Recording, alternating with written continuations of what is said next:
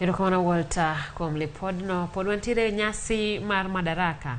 Ka nyasi go bende ne otimore gwenge ma Nyanza, ka thor wach ne en jiwo arita makare kod bero chal mar ochumi. Jotelo kaunti ma Kisumu kod Migori ne osingo chenro mag bero arita ka County Commissioner ma Nyamira to ne ojiwo oganda mondo osir paro mar loko chik mano mar omenda. Millicent Adhiambo miyo aler mathoth.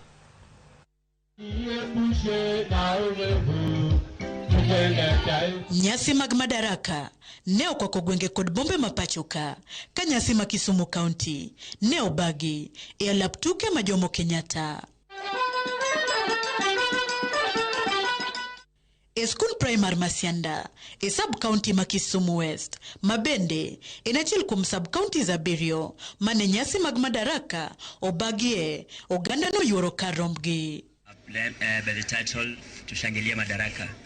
Kata kamano, wer koda tuke mag Madaraka ne opong' kod yuak e wi chal marach mar ochumi mapachoka. Wakenya wenzangu, tusikubali kurudi pale.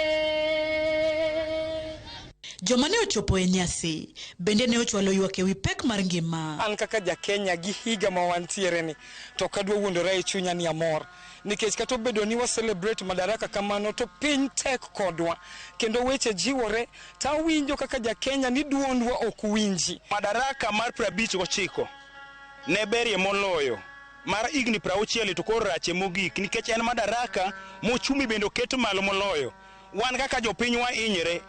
County Commissioner ma Kisumu, Usen Alaso, mane osomo ote jatend piny, bende ne oloso wi wach rochruok mar arita kwe e boma ma Kisumu kod alworane.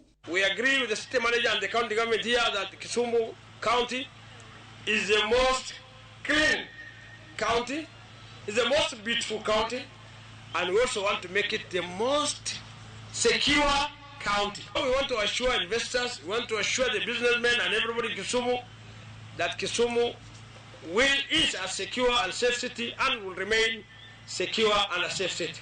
Chenro mar bero arita bende ne omi pek e nyasi mag Madaraka mane otime boma ma Migori. Commissioner e county ma Migori, David Getonga, oseyo josiasa kuom rem chopo e nyasi no. Na ni vibaya sana wakati tunasherehekea Madaraka yetu.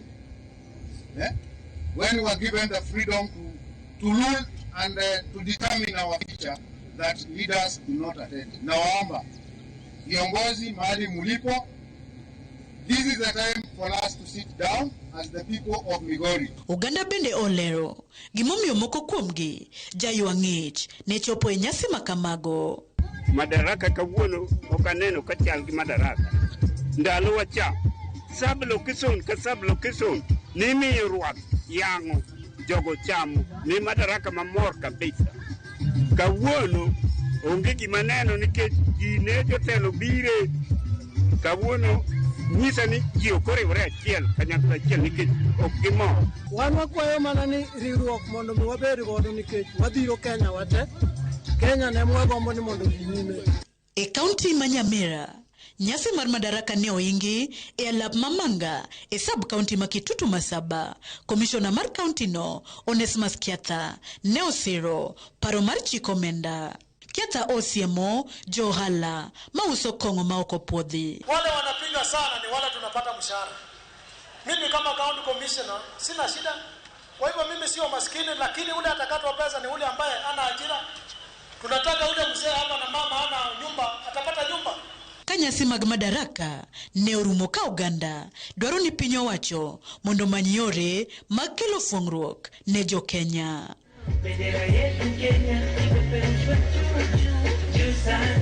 Millicent Adhiambo, Ramogi TV. Wadhi e kaunti ma Kakamega, kata bende nyasi mag Madaraka